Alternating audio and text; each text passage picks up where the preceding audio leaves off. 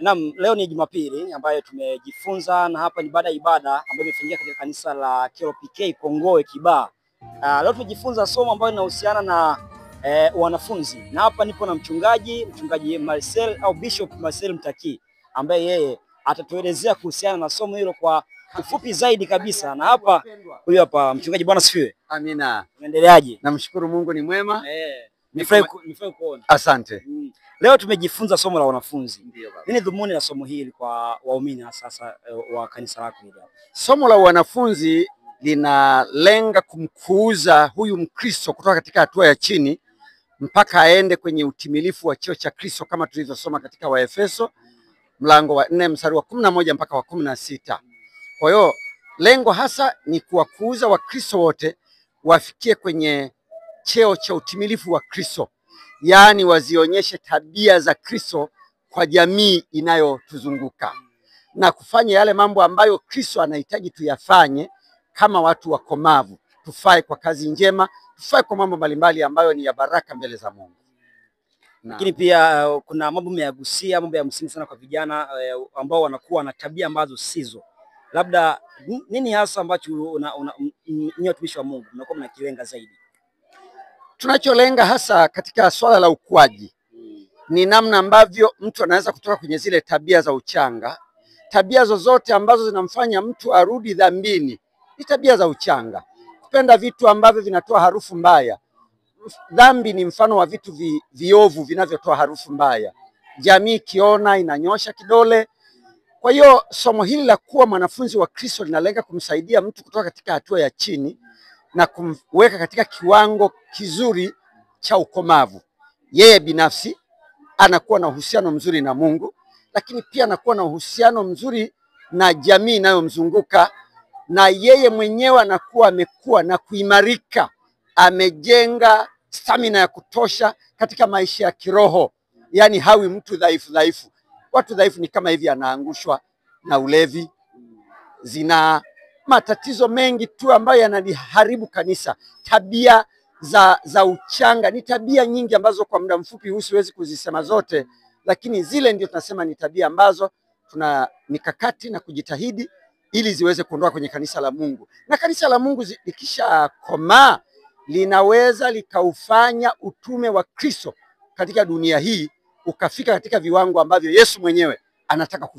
Naam, baada ya kuongea na mchungaji wa kanisa letu la hapa Kongowe, na sasa nipo na mzee wa kanisa. Yeye atatuelezea amejifunza nini pia kwa somo la leo. Bwana asifiwe mzee wa kanisa. Amina. Unaendeleaje? Namshukuru Mungu niko salama.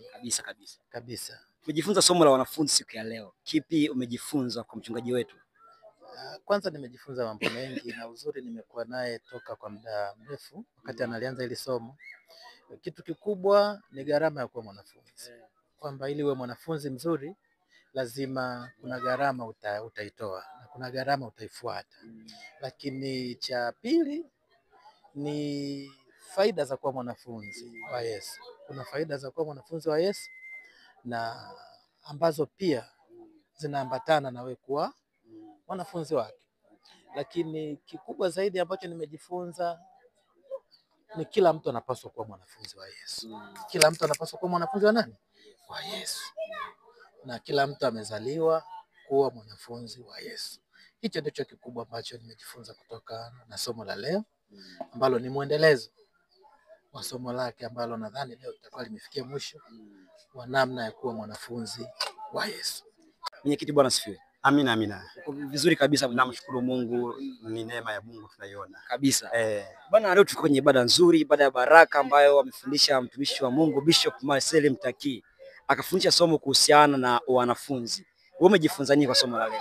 Kwa kweli kabla ya yote nimshukuru Mungu, tulikuwa na somo zuri na mtumishi wa Mungu mchungaji Marcel ameweza kutupatia somo ambalo limetujenga na tumeweza kuona mkono wa Mungu. Kwa kweli Mungu aendelee kumbariki mtumishi wa Mungu, maana ili somo kama mtu ataliweza kuliweka moyoni na kulifuata, kwa kweli linaweza kubadilisha maisha ya mtu katika maisha ya sasa ambayo tuko nayo. Kwa kweli ilikuwa ni somo zuri ambalo limejitosheleza kwa kweli, linalohusiana na kuhusu kuwa wanafunzi wa Yesu, ambapo tumeona mifano mbalimbali katika Biblia ambapo wanafunzi wa Yesu pia walifanya wakapambana katika mengi walipitia, lakini Mungu aliwatetea. Kwa hiyo na sisi tunapaswa kuiga, kuwa mfano katika kuwa wanafunzi wa Kristo, ili huduma ya Mungu endelee kusonga mbele.